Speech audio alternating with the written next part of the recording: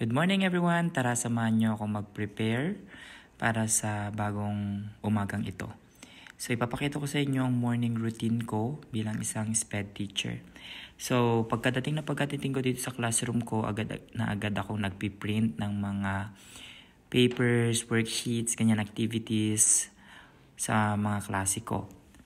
Karamihan dyan ay bell ringer at saka exit ticket. Kung may question kayo about bell ringer and exit ticket, comment down at pag-usapan natin yan sa susunod na video. Yun yung kadalasan kong piniprint kasi meron naman akong reference books or separate na libro na ginagamit para sa pagtuturo. Madami din akong papers na inaayos dyan kasi mag-send out ako ng mga IEP copies kasi dalawang IEP meetings yung natapos at finalize ko na din, so i-send ko na sa magulang at saka sa cooperative namin sa special education.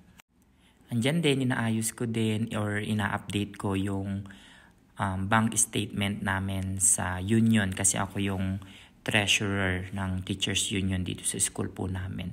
So naka-receive na ako ng bank statement, ina-update ko lang yung copy ko sa computer.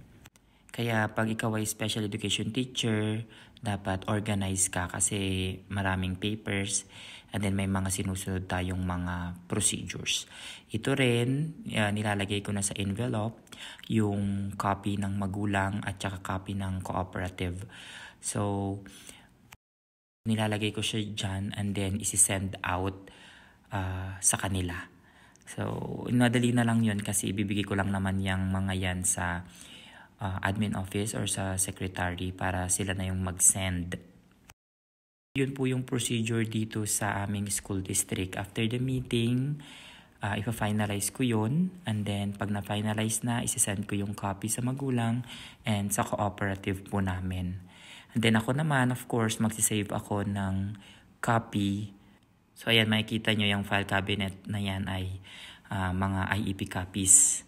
Mga files ng mga students ko under IEP, under Special Education Services. So yun lang po. Thank you for watching.